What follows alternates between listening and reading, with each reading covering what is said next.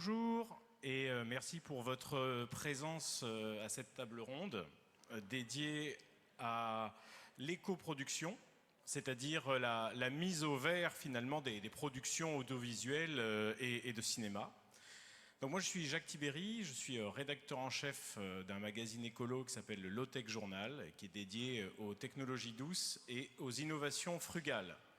Et donc sur l'estrade, nous avons Marina Esdiari de Audience et de l'association EcoProd, qui est donc cette association a fondé un label pour rendre les productions audiovisuelles plus respectueuses de l'environnement.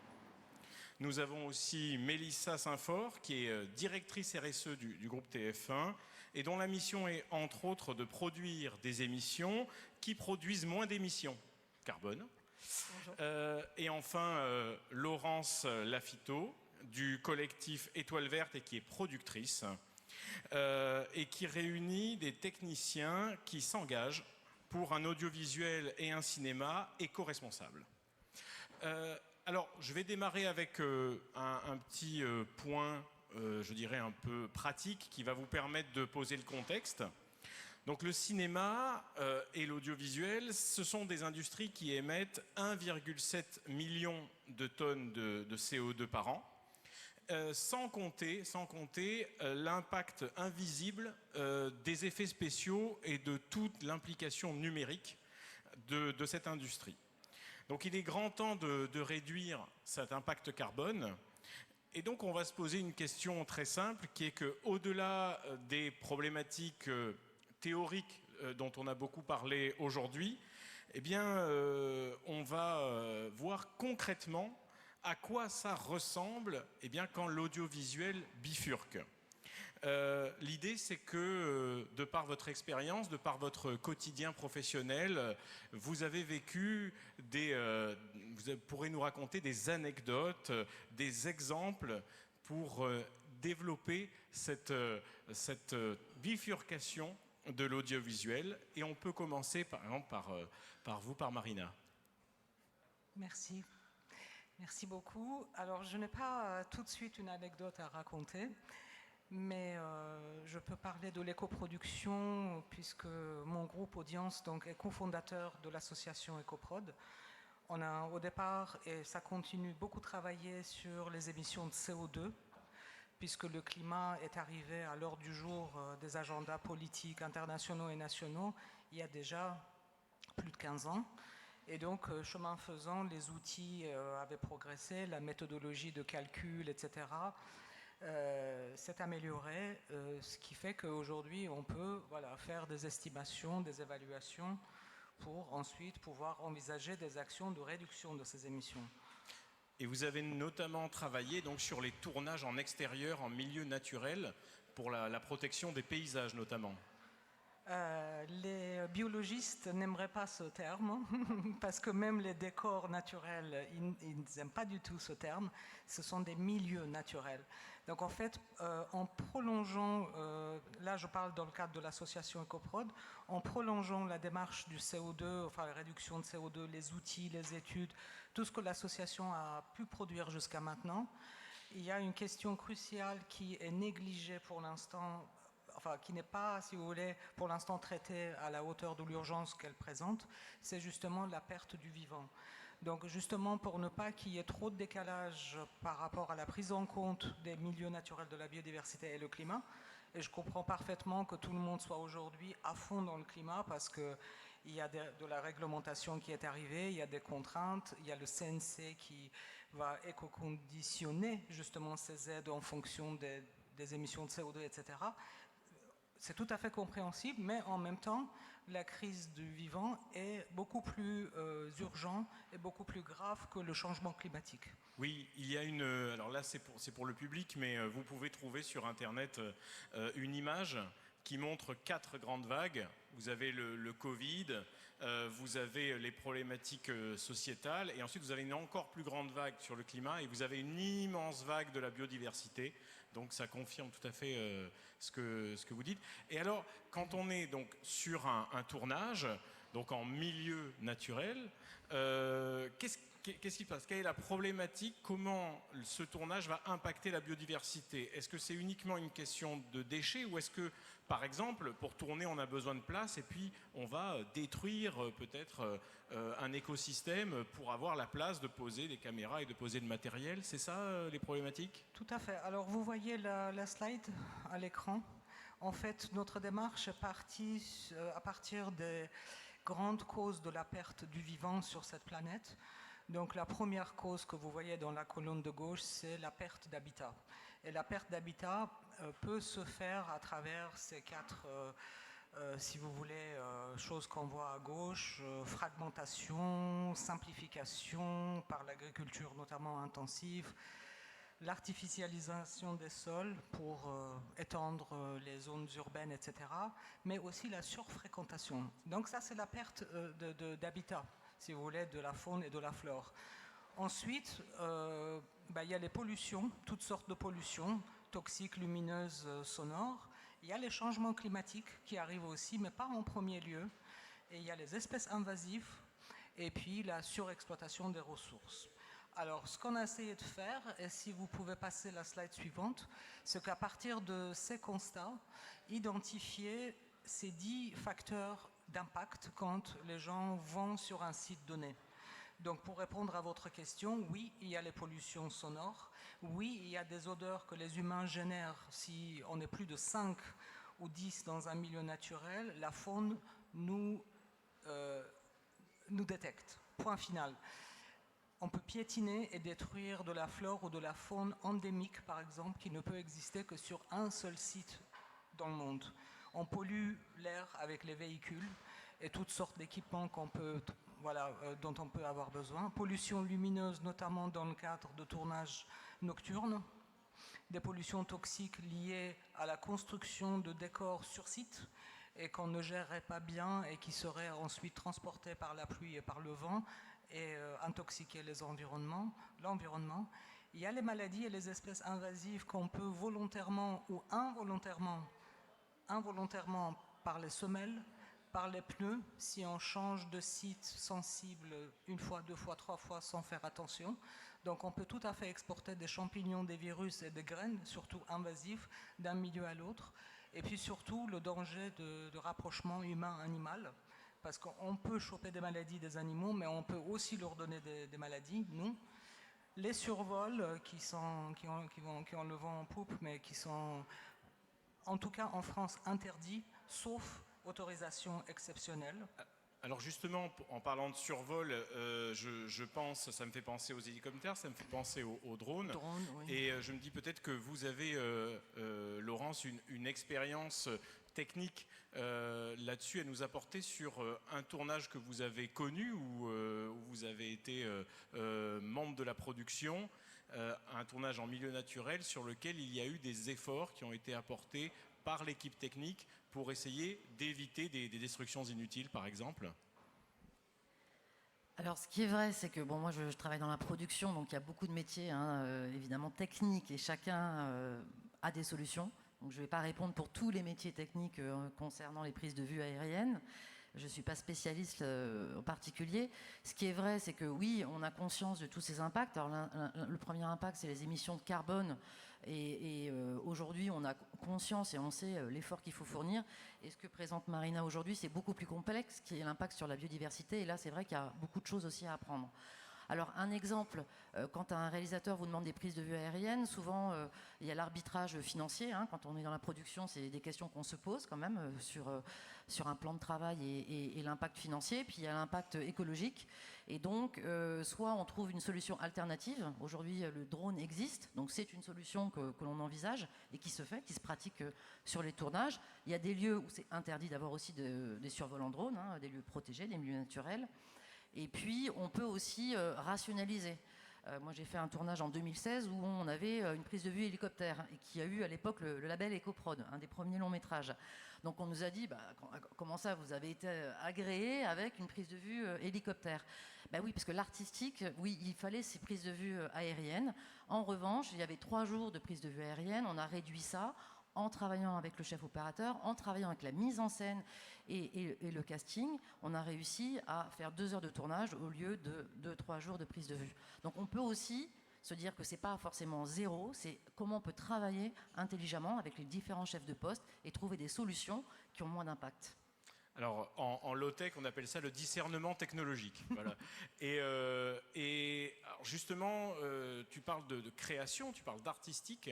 Est-ce que la première étape de cette bifurcation, de cette transition, elle ne se poserait pas à la conception même de l'œuvre, c'est-à-dire au moment où le scénariste va imaginer une scène qui ne peut être filmée parce que c'est comme ça qu'il la conçoit, eh bien, d'en haut, un plan zénital qui a besoin d'un hélicoptère ou d'un drone. Et en fait, à ce moment-là, un acteur de la production, et je ne sais pas si cela existe déjà, viendrait lui taper sur l'épaule en lui disant « Écoute, est-ce que tu ne veux pas un petit peu modifier ton scénario ou modifier la façon dont tu vas présenter cette scène afin d'éviter d'avoir un survol ou afin d'éviter d'avoir un milieu naturel détruit ?» Alors, oui, tout à fait. Je vais peut-être juste revenir pour redonner le contexte aussi de ma réponse. Donc moi, je représente un collectif, non pas de techniciens, mais de professionnels du cinéma. Donc on est tous les métiers, on peut être des intermittents, des permittents, des salariés. L'idée, c'est en effet qu'on a tous cette conscience que nos métiers doivent se transformer, et donc on peut aussi faire bouger les lignes de l'intérieur. Donc nous, on est là en soutien de direction RSE, en soutien d'acteurs comme EcoProd, pour justement montrer qu'on est là aussi pour faire bouger les lignes et faire évoluer nos métiers. Donc ça, c'est on va dire le côté fabrication, mieux fabriquer de façon plus responsable. Le deuxième point, c'est qu'on a aussi conscience, puisqu'il y a aussi des artistes dans notre collectif, il n'y a pas que des techniciens, c'est qu'en effet, la partie artistique, c'est le cœur de nos métiers. Nous sommes des acteurs culturels. Donc dans notre manifeste, on a bien aussi exprimé le fait qu'on doit agir aussi en tant qu'acteur culturel, avoir conscience qu'on a un enjeu dont on doit s'emparer sur les récits. Et ces récits, c'est un peu ce que tu mentionnes, c'est de se dire, dès l'écriture du scénario, on peut avoir cette lecture verticale. Alors nous, on appelle ça lecture verticale, mais l'éco-production, comme l'éco-conception, c'est pas une fois qu'on a écrit le plan de travail et que le scénario est fini qu'on peut agir. On va agir à la marge. Et l'idée, c'est d'essayer d'avoir le plus d'impact. Donc oui, en effet, quand on a ces considérations à l'écriture et qu'on travaille avec des scénaristes et avec les réalisateurs et l'équipe artistique, on a plus de marge de manœuvre. Et on va questionner un scénario, non pas pour être intrusif et pour modifier ou alterner le projet artistique. On est là pour poser les bonnes questions, comme un dire prod et une équipe fait une lecture pour questionner comment le film va être tourné. Un scénario, c'est une intention. Après, c'est comment ça va se tourner. Donc oui, on peut faire cette lecture verticale et voir au scénario déjà ce qui pourrait avoir un impact et ce sur quoi on peut probablement agir très en amont. Alors je passe la parole à Mélissa. Peut-être qu'à TF1 aussi, on a les mêmes préoccupations et peut-être d'autres méthodes ou d'autres stratégies pour faire évoluer vos productions. Oui, tout à fait. Alors, chez TF1, déjà pour expliquer, on a à la fois en interne TF1 Production et Newen qui produisent des contenus, et on achète aussi beaucoup de contenus à tous les grands groupes de production. Il y a plein de producteurs indépendants, donc on a autant de la fiction que du documentaire en milieu naturel, que du grand divertissement que vous connaissez, Danse avec les stars, The Voice et autres, et on a plusieurs manières de travailler. Il y a déjà le travail qu'on essaye de faire nous en interne sur nos propres productions. Donc si je prends l'exemple de Newen et des séries quotidiennes, Demain nous appartient, Ici tout commence, Plus belle la vie, qui sont produites par Newen, c'est quasiment 500 heures de contenu à l'année, donc c'est énorme. Donc évidemment, il y a un bilan carbone derrière qui peut être assez lourd. Et là, ce qu'on a fait avec ces séries-là, c'est que déjà très tôt, on a mis en place des éco-référents sur les tournages. On a fait les bilans carbone de ces tournages-là de manière trimestrielle pour regarder l'évolution. Et petit à petit, au-delà de l'action même sur le terrain, du point de vue des équipes de prod, des équipes techniques, des moyens de production, on a agi après, effectivement, avec les scénaristes en amont de l'écriture des scénarios pour essayer de voir à minima l'impact de leurs idées éditoriales sur le décor et les moyens techniques, en les challengeant un petit peu sur est-ce que cette scène-là, est-ce que tel élément de décor est vraiment nécessaire, est-ce que survoler telle scène en hélicoptère est vraiment nécessaire, est-ce que ça apporte vraiment quelque chose à la scène ou est-ce que ça on pourrait l'enlever, ce qui permet d'éco-produire et aussi d'économiser, parce que souvent on nous oppose l'éco-production en nous disant ça coûte plus cher de produire de manière plus vertueuse parce qu'on va utiliser des hydrocarburants ou on va utiliser d'autres modes de production. Et en fait, souvent, on se rend compte que ça peut être aussi source d'économie financière. Donc il y a ce travail-là qui peut être fait en amont effectivement avec les auteurs et qui permet aussi, une fois qu'on arrive à parler aux auteurs, de potentiellement agir sur le récit en lui-même, donc les idées aussi qu'on transpose dans le scénario pour mettre en avant des comportements plus vertueux, plus désirables, etc. Et puis après, on peut agir sur d'autres projets, vraiment techniquement sur la prod. C'est ce qu'on a fait récemment sur Danse avec les stars. L'avantage de projets comme cela, c'est qu'on les connaît depuis des années. C'est vrai que quand on est sur une création unique, one shot, c'est plus compliqué d'agir en temps réel. Danse avec les stars, on avait déjà 12 années de recul, donc on avait déjà l'impact carbone des saisons précédentes, ou en tout cas on connaissait nos moyens de prod. Et quelques semaines avant, on a formé toutes les équipes, on a embauché un éco-référent, on a regardé vraiment poste par poste sur vraiment tous les pans de la production, donc lumière, décor, costume, maquillage, transport, le plateau, les lumières, on a agi sur tous les leviers pour éco-produire et on a économisé 25% de CO2 sur cette prod-là. Donc il y a vraiment les deux manières et c'est vrai que le métier d'éco-référent est nouveau. Pour l'instant, il est nécessaire parce qu'il va agir un peu en coordinateur de toutes les solutions d'éco-production qu'il peut apporter aux régisseurs, aux chefs d'éco, chefs lumière, etc. Et j'espère que dans quelques années, on en aura peut-être moins besoin et que les métiers eux-mêmes se seront transformés. Et alors justement, ce métier d'éco-référent, peut-être qu'il y a des personnes ici qui seraient intéressées et qui se diraient tiens, peut-être c'est le métier d'avenir que je voudrais faire. Quel est le profil type d'un éco-référent potentiellement quand on va le recruter? Est-ce que c'est quelqu'un qui, je dirais, vient de se former ou est-ce que ce sont des gens qui ont un peu plus de bouteilles, maîtrisent l'ensemble de la chaîne de production peut-être? Pour l'instant, ce sont majoritairement d'anciens directeurs de prod qui se sont reconvertis à l'éco-prod en faisant une formation via l'AFDAS, via EcoProd, etc. Il y a des formations de quelques jours, de 3 semaines, plus longues que ça. C'est vrai que pour l'instant, ça a un avantage que ce soit des profils qui viennent de la prod parce qu'ils arrivent à parler à toutes les équipes de prod et donc à lever un peu les barrières parce qu'il y a quand même pas mal de barrières. On est vraiment sur un sujet de transfo des mentalités et des métiers plus que sur un sujet d'argent parce que c'est pas forcément plus coûteux. Sur Danse avec les stars et sur plein d'autres projets qui ont été étudiés par EcoProd, l'éco-production, elle coûte moins de 1% du budget. Donc c'est vraiment pas une question d'argent. C'est une question de temps et d'envie, de mobilisation, de sensibilisation des équipes et d'acceptation du changement. Et donc l'éco-référent, c'est vrai que ça aide un peu s'il vient de la prod et qu'il connaît les problématiques d'urgence ou d'imprévu d'un régisseur, qui connaît la problématique d'une costumière, de toutes ces personnes-là, et qu'il a des solutions à leur apporter, il va être beaucoup plus écouté et crédible. Donc c'est vrai que pour l'instant on est sur ces profils-là et c'est souvent des vocations, ce sont des personnes qui ont déjà fait de la prod avant, qui ont envie en fait de changer un peu les émissions de GES et les problématiques de biodiversité sur un tournage, qui s'engagent et qui eux-mêmes changent de métier. Et alors justement sur la problématique biodiversité, est-ce que parmi des biologistes, vous avez des référents aussi, vous avez des consultants qui vont venir, mais qui ne sont pas du milieu nécessairement de l'audiovisuel au préalable? En fait, ce que je vous ai présenté a fait l'objet d'un guide que nous avons publié l'année dernière. J'ai apporté quelques exemplaires qui me restaient au bureau. C'est un guide que vous pouvez télécharger sur le site EcoProd, qui est en open source, guide des tournages en milieu naturel. Et en fait, je l'ai co-rédigé avec un biologiste qui est également réalisateur, qui est également enseignant dans une école de cinéma. Et ensuite, on a eu un comité de rédaction très contributif et très actif pour finaliser ce document. Donc, sur place, en fait, quand vous regardez le process, quand un tournage veut avoir une autorisation, cette autorisation est donnée soit par un gestionnaire de territoire, soit par des propriétaires privés qui peuvent être des associations, des mairies, etc. Donc vous devez de toutes les façons obtenir une autorisation où que ce soit en France. Vous ne pouvez pas juste débarquer quelque part sans autorisation. Et en fait, ce sont ces gestionnaires qui, en regardant quand il s'agit d'aires protégées, ça ne veut pas dire que les autres ne sont pas protégés, mais les aires protégées sont régies par des gestionnaires de territoire.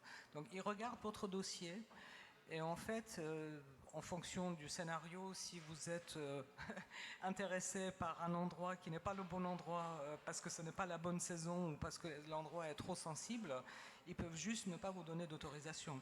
Donc en fait, c'est eux qui ont un bagage scientifique derrière. Le souci, c'est que c'est très difficile, à partir d'un langage scientifique, arriver à un langage pratico-pratique qui est compréhensible par tous. Et donc le guide que nous avons publié est justement tente de fluidifier un langage complexe en un langage de tous les jours pour que les gens puissent rapidement s'imprégner de cette histoire. Dans la slide qui est partie, il y avait, et c'est en lien avec la problématique des scénarios, dans le guide, on n'est pas sur les récits, on n'est pas sur les messages, mais il y a un point très important qu'on a évoqué et développé d'ailleurs dans le guide, c'est la surfréquentation des sites et les comportements inappropriés à l'écran. Donc ça, c'est du scénario. Et c'est très important parce qu'aujourd'hui, on voit que voilà, les touristes, il y en a partout, tout le monde voyage partout, etc. Il n'y a pas que les équipes de prod, il y a les sportifs, il y a les festivals, il y a tout un tas de gens qui passent par les milieux naturels. Donc en fait, tout ça rajoute aux pressions que subit un milieu naturel. Donc on préconise dans le guide d'éviter toujours systématiquement les endroits sensibles, des réserves, etc., qui sont trop sensibles. Et si jamais ça ne peut pas se faire autrement, tout faire pour que l'endroit ne soit pas identifiable. Parce que vous savez que la prochaine étape, ce sera que tout le monde veut aller découvrir ce truc-là. Et y compris des comportements inadaptés par rapport à la faune, par exemple, s'approcher trop de la faune, vous voyez, tout ce qui peut faire du mimétisme derrière, parce que les gens ont vu ça à l'écran, donc ils veulent reproduire le même schéma, et il ne faut pas le faire. Et avant de parler justement des imaginaires, je voudrais poser une question à Laurence sur les nouvelles recrues, celles qui arrivent aujourd'hui, la nouvelle génération d'artistes, de techniciens, d'acteurs dans l'univers de l'audiovisuel et du cinéma. Est-ce que tu remarques qu'il y a vraiment une attention qui a augmenté, qui est en augmentation par rapport aux questions écologiques et éco-responsables? Alors merci de cette question parce que c'est en effet important. Quand on a lancé les formations avec EcoProd, c'était de la formation continue. Donc c'était des professionnels qui déjà étaient sur des plateaux, sur des tournages et qui sont venus apprendre, acquérir des compétences, s'emparer d'outils qui existent pour faire évoluer leur métier. Et je reviens aussi sur cette compétence parce que la compétence est une chose, mais la conviction personnelle est très importante. D'où aussi notre ADN, se dire mais on est un citoyen, on a des valeurs, nos métiers aussi doivent le refléter. Donc c'est aussi important de se dire que ça doit venir, j'allais dire, un peu de nos tripes et pas que de la réglementation qui est arrivée avec le CNC et qui va s'accélérer également.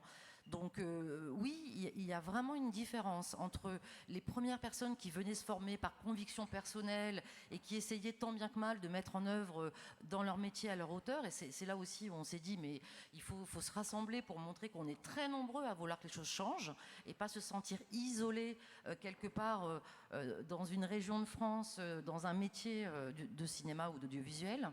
Et pour le coup, les nouvelles générations, moi j'ai la chance donc d'animer les formations continues et d'animer aussi les autres formations qui sont portées par le CNC, donc dans le plan action, où on forme des jeunes dans les écoles.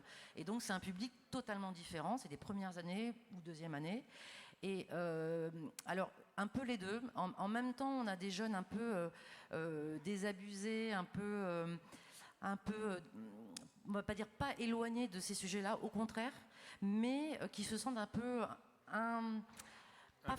impuissants. Et puis ça paraît, oui, le sujet paraît énorme. Ils sont là, ils sont en train d'apprendre un métier, et tout d'un coup on leur dit, alors en fait tu vas faire ton métier, mais tu vas le faire différemment, et ça sera peut-être plus compliqué, et il faut tenir compte de... Enfin, donc c'est un petit peu, on va dire, une grosse information qu'on leur donne, et en même temps, c'est un public très captif. Et moi, je me réjouis de l'échange avec ces jeunes, parce que ça donne beaucoup d'espoir. Ils sont très réceptifs à ce qu'on dit, ils sont très à l'écoute. Ils posent beaucoup de questions, donc moi ça me donne beaucoup d'espoir sur cette génération qui arrive et qui, selon moi, c'est eux qui vont faire bouger les lignes aussi dans les tournages. Je m'excuse de dire et de comparer peut-être des générations, mais je crois que c'est plus difficile quand on est installé dans un métier, dans une société, de se challenger, de se re-questionner. Mais quand on est jeune et qu'on arrive, on a un peu cette fougue, on a un peu cette envie de bien faire. Et finalement, ces jeunes, je pense qu'ils vont réussir aussi à faire changer nos métiers. Vivement qu'ils arrivent, qu'ils sortent de l'école et qu'ils arrivent, parce que voilà, ceux que j'ai vus ont pleinement conscience des enjeux environnementaux et des enjeux sociétaux. Donc là, ça rejoint aussi qu'est-ce qu'on raconte et qu'est-ce qu'on fabrique comme contenu. Voilà. Et dans différentes écoles, que ce soit de l'animation, de la fiction, différents métiers, voilà. Je pense qu'il y a une génération là qui aussi nous attend sur ces sujets-là, et il faut être aussi à leur côté pour qu'on leur propose des métiers qui perdurent. Et oui, j'allais te donner la parole. Oui. Bah, pour réagir, effectivement, si je prends l'exemple de Danse avec les stars, par exemple, c'est une équipe pour une partie, c'est pas une question d'âge, mais effectivement d'ancienneté sur le projet. Donc, ils travaillaient sur cette série-là, même si ce divertissement-là, même si c'est de l'intermittence, en fait, c'est les mêmes équipes depuis quasiment 20 ans que cette émission existe. Et quand on est arrivé avec des solutions donc, qui ne coûtent pas d'argent, mais en fait, on va demander de passer sur des piles rechargeables plutôt que des piles unitaires jetables, d'être sur des transports électriques, donc il faut brancher les véhicules plutôt que d'être sur des véhicules thermiques, etc. Tout ça, c'est juste plus contraignant. C'est pas forcément plus long, plus compliqué, plus cher, mais ça demande plein de petits changements d'habitude. Et effectivement, c'est pas forcément une question de génération, je veux pas opposer les générations, mais effectivement, quelqu'un qui découvre le métier, dont c'est le premier job, va pas se poser de questions, il va le faire tout de suite. Quelqu'un qui a fait autrement pendant 20 ans, il va falloir le convaincre. Donc c'est d'où l'importance de l'éco-référent qui est sur le terrain tous les jours et qui fait cette pédagogie-là. Parce qu'on a eu quelques barrières de ce type, et puis on a eu des sujets plus techniques du genre les groupes électrogènes qui sont aujourd'hui nécessaires sur tous les événements en direct, que ce soit du sport, de l'événementiel, du festival, des émissions en direct comme Danse avec les stars. Enfin voilà, on a toujours besoin d'un groupe électrogène pour... historiquement, ces groupes électrogènes, ils sont au diesel, ils sont au fuel, donc ultra polluants, pollution de l'air, gaz à effet de serre dans le bilan carbone, etc. Du tournage. Là, on en a utilisé au HVO, donc l'huile de friture recyclée. Il y en a d'autres qui existent aux États-Unis avec de l'hydrocarburant, donc avec de l'eau. Tout ça, c'est de l'innovation. Il n'y a pas encore assez d'investissement dessus, mais je pense que c'est révolutionnaire demain pour la plupart des tournages. Et là aussi, au début, il y avait un peu des frilosités, des questionnements, et en fait, on s'est rendu compte que ça ne nous avait pas coûté beaucoup plus cher et que ça nous avait permis de gagner 100 tonnes de CO2 juste avec ce poste-là. Je te garde la parole parce que j'avais une question à te poser. Donc, pour basculer sur la question des imaginaires, on parle d'habitudes. Les habitudes, ce sont des choses qui sont ancrées aussi dans nos imaginaires, c'est-à-dire que dans notre esprit, on ne peut pas faire autrement. Et sur la problématique des imaginaires, moi, je me demandais, à quand, et est-ce que c'est en réflexion, par exemple à TF1, à quand une série où on aurait des courses-poursuites en vélo, ou je pense à Plus belle la vie, parce que Plus belle la vie, à son démarrage, ça a été une série qui a mis énormément de questions de société en avant, le handicap, le mariage homosexuel, etc. Est-ce qu'aujourd'hui, Plus belle la vie peut devenir un des moteurs de diffusion d'un message écologique fort, par exemple pour le groupe TF1 ? Ça a été le cas déjà effectivement sur certaines saisons quand c'était même pas diffusé chez nous mais chez France Télé. Et c'est toujours le cas aujourd'hui. Il y a des arcs narratifs des fois qui tournent autour de ces sujets-là.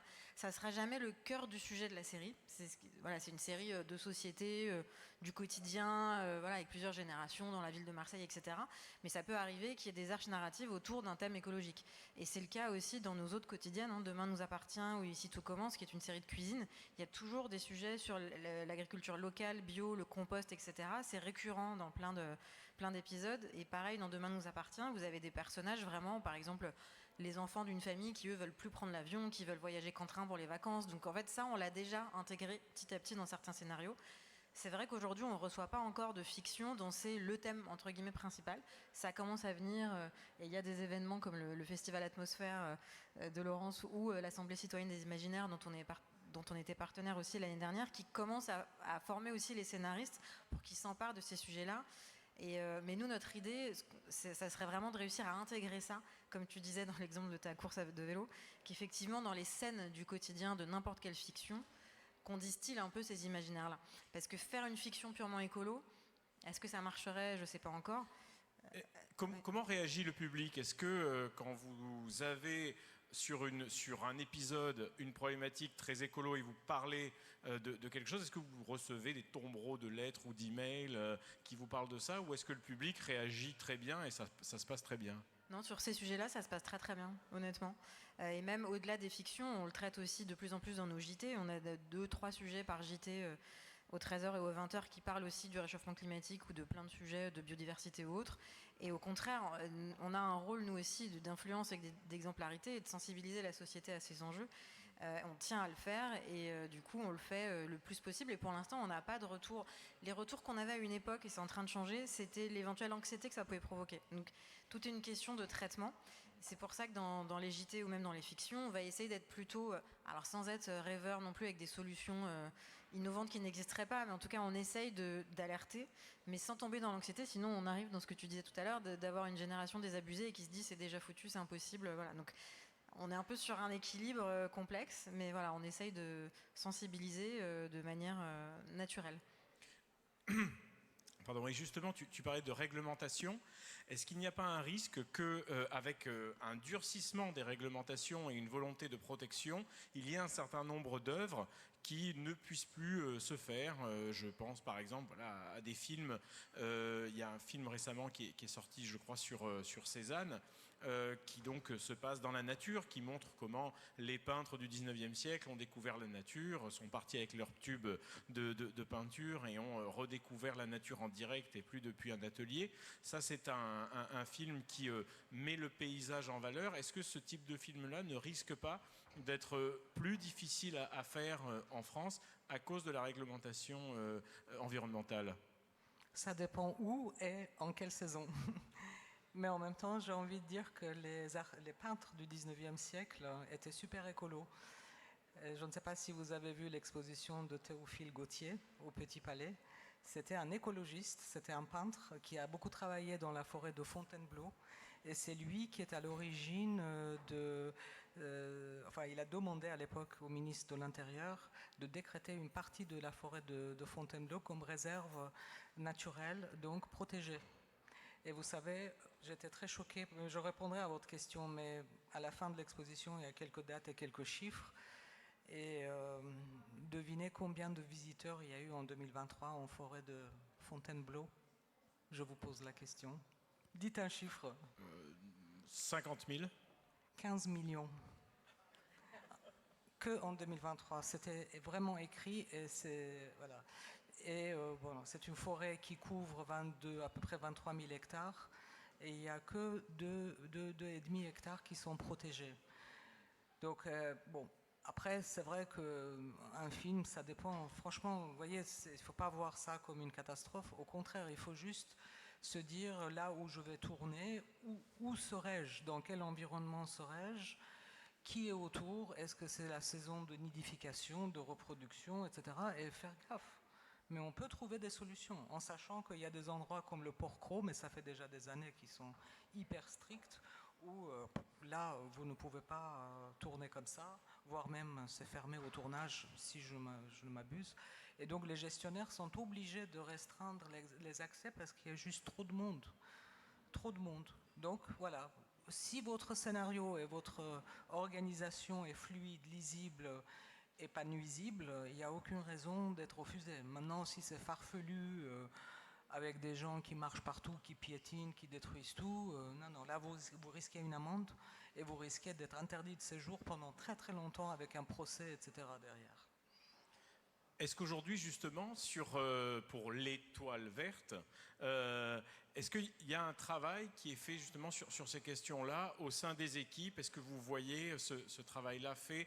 C'est-à-dire, en construisant un projet, il y a une problématique juridique toujours, mais qui serait plutôt associée au plagiat ou à la diffamation ou que sais-je. Mais est-ce qu'il y a une problématique juridique aussi vis-à-vis de l'environnement, de l'écologie, et puis des questions aussi sociétales que j'intègre ici parce que la RSE est plus large.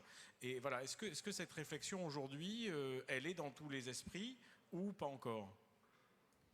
Alors, c'est vrai que l'étoile verte, on est très transversal, donc il y a beaucoup de métiers, donc il y a beaucoup de sujets qui sont brassés avec le même enjeu et la même mission commune.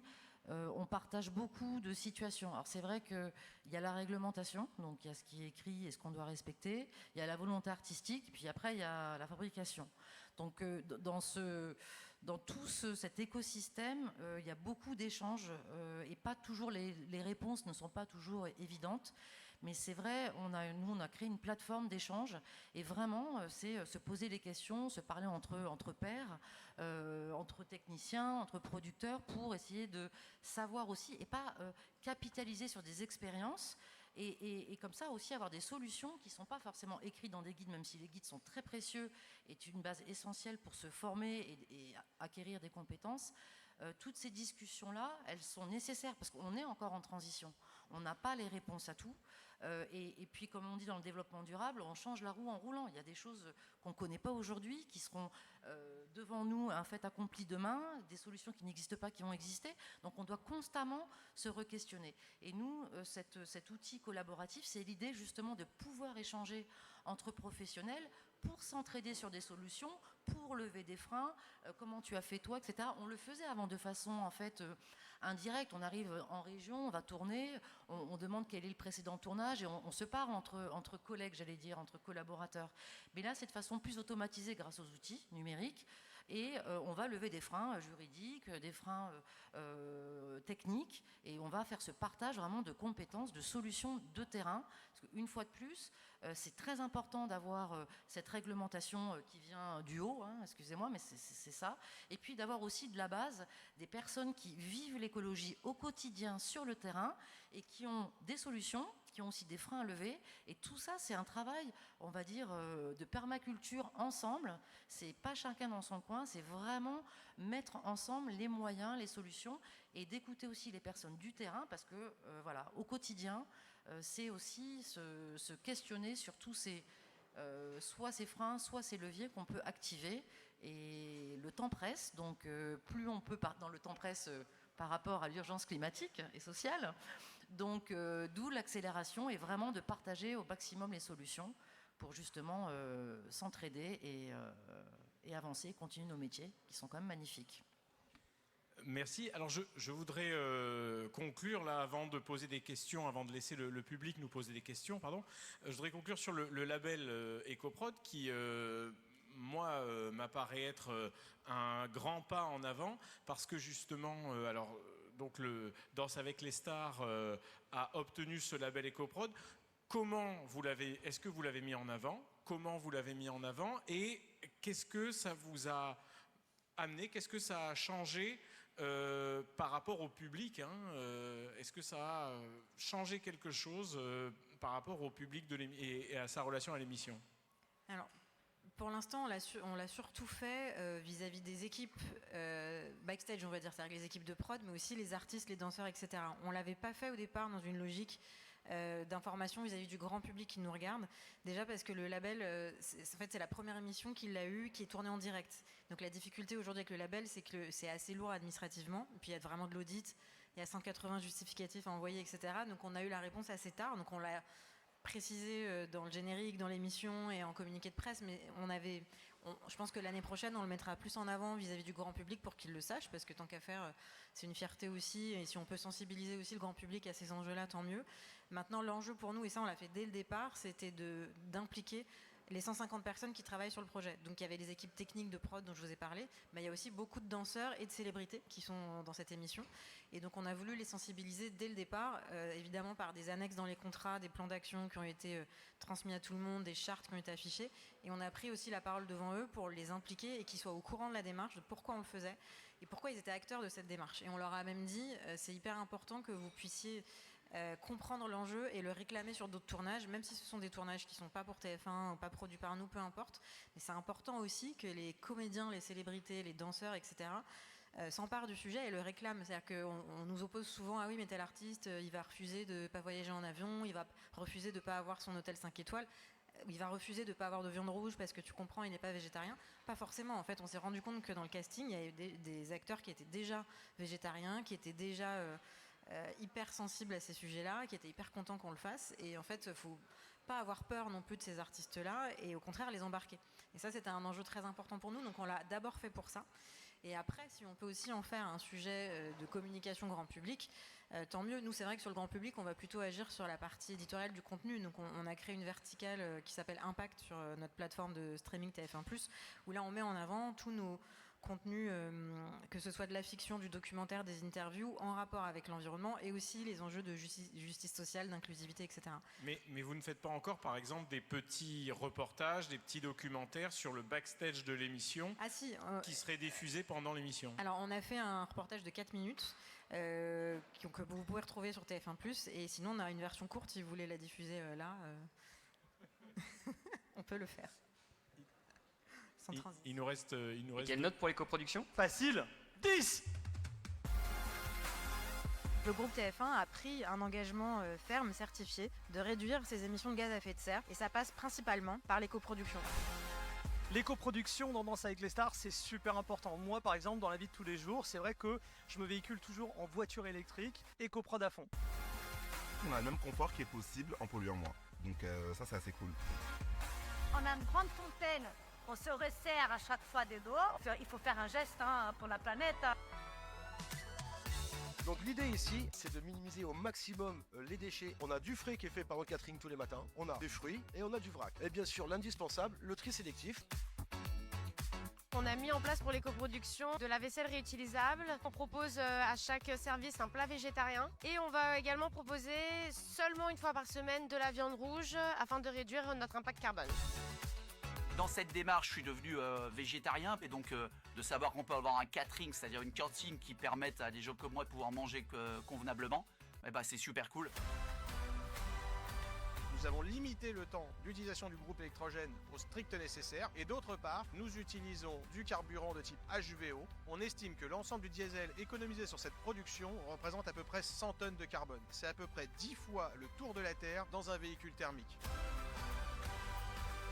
On a vraiment changé des pratiques concrètes. Tous les décors, les costumes, on fait de la location ou du recyclage. Les lumières, elles sont en LED. On a changé sur chaque corps de métier plein de petites choses qui font qu'on va vraiment réduire l'impact carbone de ce tournage.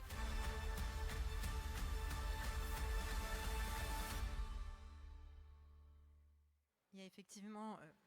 Merci. Il y a effectivement une version plus longue de cette vidéo et là effectivement par ce biais-là et donc le fait d'avoir impliqué les célébrités qui parlent dans cette vidéo nous permet de toucher le grand public et donc de distiller des bonnes pratiques aussi sur les actions du quotidien de personnes comme vous et moi qui regardent cette émission. Merci et on a peut-être une précision donc à apporter sur le label EcoProd. Juste un petit mot parce que j'avais travaillé sur les travaux, enfin j'étais impliquée dans les travaux du label. C'est pour nous, pour EcoProd, un outil de valorisation, de différenciation et de progrès.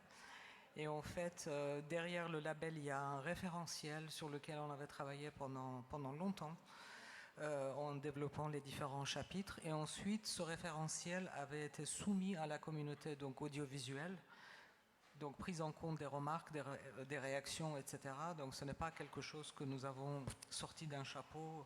Donc c'est vraiment le fruit d'une concertation en fait. Et alors ma question est peut-être un peu, elle arrive peut-être un peu tôt. Est-ce que vous avez constaté que des films qui mettent en avant sur leur affiche le label EcoProd est-ce que ça a un impact économique sur le film? Vous n'avez pas encore eu le temps de faire l'analyse? Non, je pense que l'impact est réputationnel, comme on dit plutôt. C'est un impact d'image. Pour l'instant, il n'y a pas d'impact business au sens entrée en salle pour un film ou nous, plus d'audience sur une émission. Si ça venait, tant mieux. Mais là, ça veut dire qu'on aura réussi à toucher tous les Français dans cette démarche-là. Ça serait génial, mais pour l'instant, ça ne l'est pas. Par contre, ça peut être un sujet business plutôt vis-à-vis des annonceurs, partenaires de films, publicités, etc., qui, eux, commencent à se poser ces questions-là aussi. Et oui. Et peut-être en interne aussi, hein, si je reprends la voix de tous ceux qui travaillent dans ces métiers. Je pense que pour une équipe, la labellisation aussi, c'est dire on a fait des efforts, ou en tout cas on s'est questionné sur nos façons de travailler. Et labelliser, c'est certifier, c'est montrer aussi que ce qu'on a fait a eu un impact. Donc je trouve que c'est un retour sur investissement pour le producteur et pour les équipes aussi, qui va s'engager dans une démarche nouvelle, puisque c'est en effet une façon nouvelle de travailler. Et donc c'est aussi la garantie de se prémunir du greenwashing, parce qu'on peut tous dire qu'on a une démarche vertueuse, et tant mieux. Je veux dire, le déclaratif, c'est déjà super, c'est une prise de conscience. mais est-ce qu'on a vraiment un impact positif et jusqu'où? Donc le bilan carbone, c'est une mesure concrète. Est-ce qu'on a baissé nos émissions carbone? Sur la biodiversité, c'est un petit peu plus complexe. Mais le label, c'est aussi un organisme tiers qui va venir certifier. Donc si vous voulez, c'est une garantie que ce que vous avez mis en place. Hein. Pardon. C'est AFNOR qui vérifie. C'est l'AFNOR. C'est l'AFNOR. C'est l'AFNOR qui certifie. Donc pour des collaborateurs et toutes les équipes techniques et artistiques, je pense que c'est aussi une vraie récompense de se dire on a été labellisé et ce qu'on a fait est certifié, donc a un impact réel. Il faut aujourd'hui qu'il y ait des résultats. Le label démontre qu'il y a eu un résultat concret et tangible et c'est pas juste du déclaratif. Ouais. Merci. Alors je pense qu'on a la possibilité de prendre des questions pendant quelques minutes, soit par Internet, soit directement dans la salle. Je crois qu'il y a déjà une personne qui souhaiterait avoir le micro.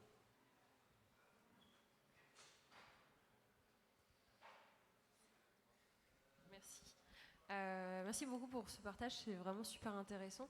J'avais juste une question par rapport au label notamment et la problématique économique du fait que ça a un coût financier d'être labellisé. Est-ce qu'il y a des tarifs préférentiels, par exemple, pour des productions indépendantes? Et c'est pas une question, je parle pas pour moi, je parle juste de manière générale, puisque c'est le problème qu'on voit dans le bio, par exemple, en agriculture, sur les labels bio, où il y a des acteurs qui sont bio, mais qui ne sont pas labellisés les bio, parce qu'ils n'ont pas les moyens de se payer le label. Du coup, est-ce que comment vous traitez cette question un peu sociale, finalement, économique et sociale du label? Le label a un coût parce qu'on fait intervenir quelqu'un qui va bosser pendant X heures sur un projet. Donc, je ne sais pas si on peut demander à AFNOR de baisser ses tarifs. En fait, EcoProd ne voulait pas et ne peut pas certifier ces choses parce qu'on ne peut pas être jugé parti. Donc, c'est complètement externalisé et c'est complètement neutre. Donc, on n'a pas de mot à dire là-dessus, si vous voulez. Après, c'est sûr que, oui, c'est une question pertinente. Honnêtement, la démarche, si vous faites allusion vraiment à la démarche de la labellisation et donc de l'audit AFNOR, c'est moins de 2000 €, je crois. Donc, c'est pas énorme en soi. Et c'est sûr que si vous produisez un docu indépendant qui lui-même coûte 2000 €, c'est toujours 2000 € de plus. Mais je trouve qu'à l'échelle d'une production, pour moi, c'est pas ça le sujet. Et effectivement, comme le disait Laurence, si on fait la démarche du label, c'est qu'on n'est peut-être pas sur une équipe de tournage de 3 personnes, mais plutôt sur un gros projet. Et donc, il y a une logique d'implication de tout le monde, d'embarquement et de fierté derrière et de caution externe qui dit c'est vraiment quelque chose de concret. Il y a toute la grille qui est assez compliquée avec les points et tout. Parce que sinon, à la limite, vous pouvez vous auto-évaluer avec la grille sans forcément demander label, s'il y a vraiment une volonté de... et au contraire, quand on éco-produit bien, on se rend compte qu'il y a une source d'économie budgétaire derrière sur d'autres leviers, sur les transports, sur l'hébergement, sur la nourriture. Donc en fait, ça peut s'équilibrer, surtout à 2000 € près. Y a-t-il une deuxième question? Bonjour, merci du coup pour vos interventions et c'était intéressant. J'avais une question dans le cadre de la post-production aussi qui se tourne vers la labellisation. Donc dans le cadre de la post-production, notamment sur l'image de synthèse, aujourd'hui on est sur des machines énormément énergivores, notamment dans l'animation 3D qui est mon secteur, où on utilise des fermes de rendu qui demandent beaucoup de puissance de calcul et qui demandent de faire des calculs du coup qui puisent beaucoup dans de l'énergie. On se retrouve avec de grosses factures électriques, mais surtout un gros impact sur l'environnement. Est-ce qu'il y a des organisations ou des organismes vers lesquels on peut se tourner, qu'on peut consulter pour trouver des solutions alternatives ou du moins des solutions pour réduire notre impact?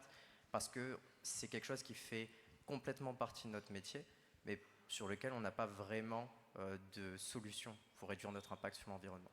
Sur le site EcoProd, vous trouverez un autre guide qu'on a publié en 2022, si je ne me trompe pas, sur le numérique responsable. Donc c'est quand même volumineux, donc lisez. Et je suis sûr qu'il y aura pas mal de réponses que vous trouverez dans ce guide. Il est téléchargeable sur le site EcoProd. Merci. Oui, il y a quand même une réflexion, j'en profite en attendant une autre question, sur laquelle on avait travaillé au Low-Tech Journal, sur les effets spéciaux, les fameux effets spéciaux pratiques par rapport aux effets spéciaux numériques. Et l'auteur de l'article parlait d'un retour finalement d'un mix effets spéciaux pratiques et numériques avec un calcul carbone à partir d'un certain nombre de paramètres qui permettent de savoir combien émet un ordinateur, un gros calculateur qui va créer des effets spéciaux, combien il émet en moyenne, hein, il y a des calculs. Donc on peut dire, voilà, je pense par exemple au film de Spielberg, Jurassic Park, où il avait associé donc, les dinosaures en effet pratique et les dinosaures en effet numérique. Et on peut calculer combien génère, combien émet le tyrannosaure pratique et le tyrannosaure numérique. Aujourd'hui, on peut le savoir. Et il y a eu une démonstration sur les Jurassic Park suivants qui sont 100% numériques que les dinosaures des Jurassic Park suivants émettent plus de CO2 que le gros tyrannosaure du premier, alors que c'était une espèce d'immeuble de fer et de plastique. Donc est-ce que là-dessus, peut-être sur les fameux VFX artistes, il y a une réflexion, est-ce que tu en as entendu parler dans cet univers, ou voilà, la question est ouverte? Moi, j'aimerais répondre pas au plan des artistes, mais au plan de l'impact justement des émissions de CO2 liées au numérique. C'est vrai qu'en France, l'électricité est en grande partie décarbonée. Bon, en même temps, ça ne veut pas dire qu'en créant des images, si vous voulez, de plus en plus complexes, etc., et voilà, le 4K, demain le 8K, etc., en fait, demande des capacités de stockage énormes. Donc c'est vrai que sur la facture, ça ne se voit peut-être pas trop, mais en tout cas, les capacités de stockage que ça demande fait que vous ayez de plus en plus besoin d'outils et d'équipements. Donc Roblot, c'est-à-dire que les équipements informatiques sont fortement émissifs en matière de CO2. Donc il ne faut pas croire que parce que notre électricité est à 80% décarbonée qu'il n'y a pas d'impact. Au contraire. Et puis surtout l'impact que vous générez chez ceux qui regardent ça sur leur téléphone. Vous voyez, donc il y a ces impacts-là. Mais côté artistique, peut-être vous êtes plus à même de répondre. Il y a une réaction, oui. Oui, non, mais pour compléter ce que tu disais, il y a le sujet des clouds qui sont souvent à l'étranger et qui sont très très émissifs. Et on a très peu de données concrètes de la part d'Amazon, etc., sur tous ces serveurs-là. Donc on manque de données concrètes d'émissions de CO2 sur toute cette partie post-prod, c'est assez flou. L'intelligence artificielle aussi va poser pas mal de questions, hein. Il y a énormément de questionnements autour de ça. Alors d'un côté, je pense que ça va être très très émissif là aussi pour des raisons de machines, de data centers qui vont tourner, de stockage de données pour nourrir cette IA. Et de l'autre côté, par moment, peut-être l'IA pourra permettre d'éviter d'aller tourner en décor naturel des choses qui pourraient être faites en IA. Il y a des pour, il y a des contre, mais je pense que voilà, c'est un vrai questionnement. Et pour finir ce que tu disais sur la diffusion des contenus sur les téléphone, ordinateur, tablette, télé, via les box et tout. Nous, on essaye juste d'agir à minima pour sensibiliser les publics à regarder en Wi-Fi plutôt qu'en 4G. Sur certains devices, on est déjà en basse def par défaut plutôt qu'en haute def. Mais il y a aussi de l'éducation à faire vis-à-vis du téléspectateur pour qu'il soit lui-même responsable de sa manière de consommer. Voilà, pas être en 4G, pas être en haute def sur un petit téléphone, ça sert à rien, par exemple. Oui. Je suis tout à fait d'accord qu'il faut sensibiliser le consommateur, mais je pense que c'est comme la 5G, à un moment donné, quand on ouvre le robinet, on va un peu trop loin et finalement c'est peut-être déjà trop tard. Mais la question, merci pour le numérique, parce que c'est vrai qu'on parle beaucoup des émissions carbone du secteur et on est dépendant aux énergies fossiles, donc c'est ça aujourd'hui sur lequel on essaye d'agir et sur lequel notre ministère de tutelle nous questionne et nous fait agir concrètement avec le CNC.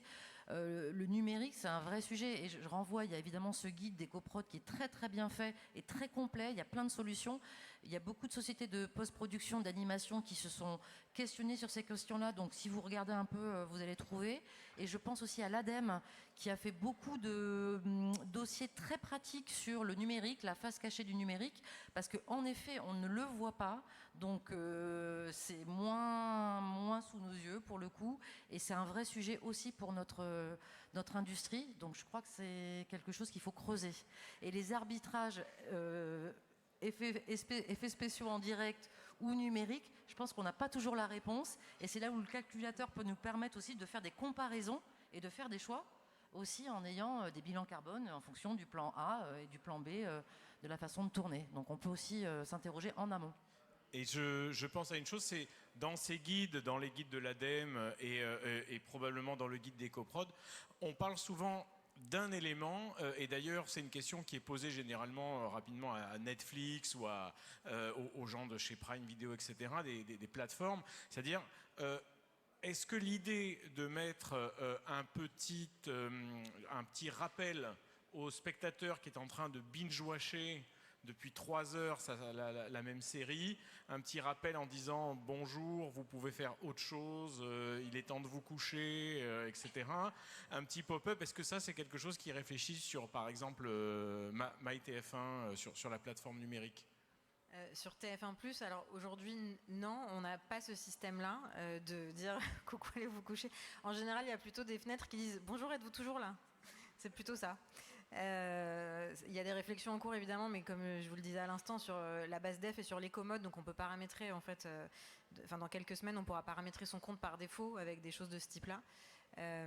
Après oui, le binge-watch en général, quand les gens le font, à moins de s'endormir, c'est un choix délibéré de regarder une série, plusieurs épisodes en entier. Les plateformes sont quand même designées pour générer du... Bon, voilà. Oui, mais même si tu arrêtais la vidéo ou que tu disais bonjour, êtes-vous toujours là, ou il est temps d'aller vous coucher, si tu veux binge-watcher, malheureusement, tu vas cliquer, quoi qu'il arrive, sur la vidéo d'après.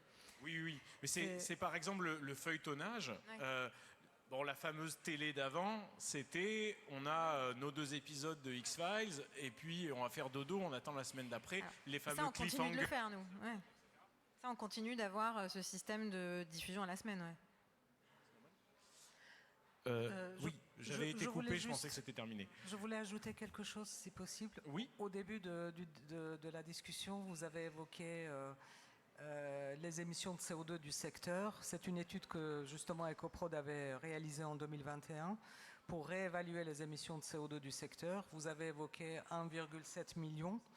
Mais comme on est en train de parler du numérique, dans cette même étude, si on rajoute le poids de l'informatique, on arrive à plus de 10 millions de tonnes. Donc vous voyez, de 2, on arrive à 10 si on intègre. Et en plus, c'est une hypothèse basse, si vous voulez. Donc ça démultiplie complètement les impacts.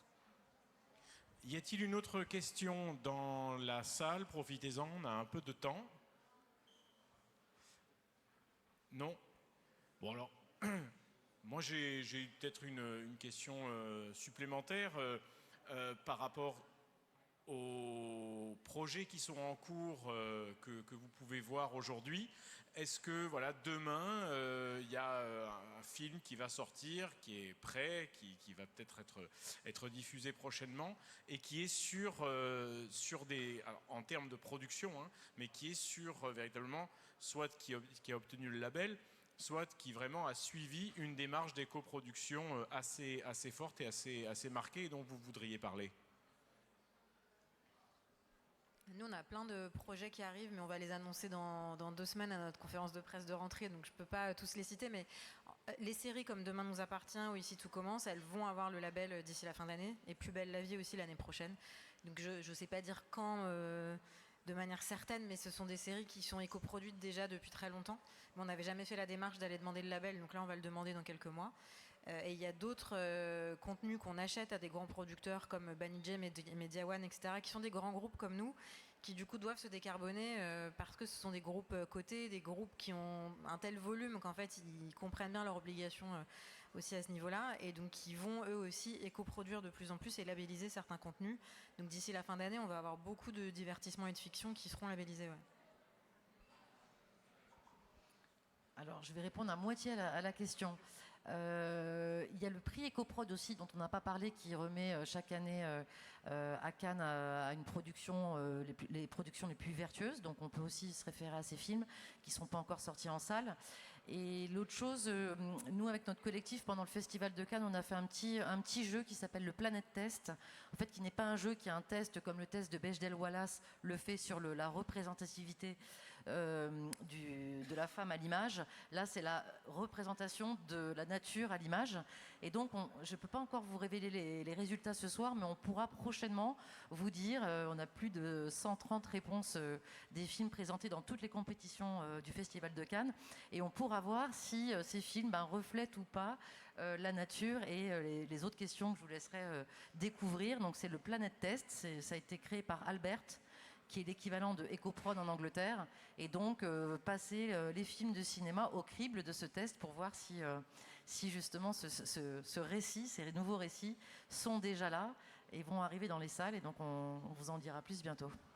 Et on trouve ça sur le site de l'Albert ou... Alors, le Planet Test, comme le test de Bechdel Wallace, est disponible sur le site d'Albert et vous le tapez sur Internet, vous trouvez les informations. C'est 3 questions, c'est très très simple.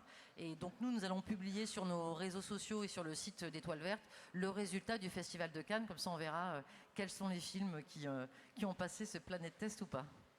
Et alors peut-être que tu connais les lauréats du film EcoProd là, à Cannes ou... Oui, vous me demandez un effort de mémoire. Effort de mémoire. Il y en a un qui s'appelle Marie, je crois. Et puis un truc de Jim, les cahiers de Jim ou je ne sais quoi, pardon. Désolée s'il me voit.